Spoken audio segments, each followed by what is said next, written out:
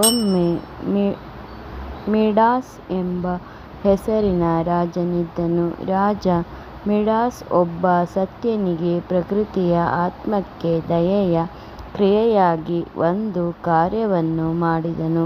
ಮಿಡಾಸನ ಈ ಕೃತ್ಯದ ಮೇಲೆ ಡಯೋಸ್ನಿಸ್ ಎಂಬ ವೈನ್ ದೇವರು ಅವನಿಗೆ ಒಂದು ವರವನ್ನು ನೀಡಿದನು. ಮಿಡಾಸ್ ಅವನ ಸ್ಪರ್ಶವು ಚೆನ್ನಾಗಿರಬೇಕೆಂದು ಬಯಸಿದನು.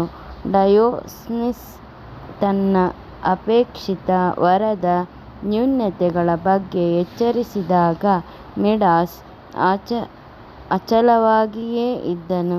ಮಿಡಾಸ್ ತನ್ನ ಅಪೇಕ್ಷಿತ ವರದಿಂದ ಆಶೀರ್ವದಿಸಲ್ಪಟ್ಟನು. ಅವನು ತನ್ನ ಹೊಸ ಶಕ್ತಿಗಳ ಬಗ್ಗೆ ತುಂಬ ಉತ್ಸುಕನಾಗಿದ್ದನು. ಮಿಡಾಸ್ ವಸ್ತುಗಳನ್ನು ಮುಟ್ಟಿದನು, ಅವುಗಳನ್ನು ಚಿನ್ನವಾಗಿ ಪರಿವರ್ತಿಸಿದನು. ಮಿಡಾಸ್ ಹಸಿವಾದಾಗ ಅವನು ತನ್ನ ಕೈಗಳಿಂದ ಆಹಾರವನ್ನು ತಿನ್ನಲು ಪ್ರಯತ್ನಿಸಿದನು, ಆದರೆ ಅದು ಚಿನ್ನವಾಯಿತು. ಮಿಡಾಸ್ ಈ ರೀತಿ ಹಸಿವಿನಿಂದ ನರಳುತ್ತಿದ್ದನು. ಮಿಡಾಸ್ ದುಃಖದಲ್ಲಿರುವುದನ್ನು ನೋಡಿ ಅವನ ಮಗಳು ಅವನನ್ನು ಸಮಾಧಾನಪಡಿಸಲು ಪ್ರಯತ್ನಿಸಿದಳು. ಅವಳೂ ಕೂಡ ತನ್ನ ತಂದೆಯನ್ನು ಅಪ್ಪಿಕೊಂಡ ನಂತರ ಚಿನ್ನವಾದಳು.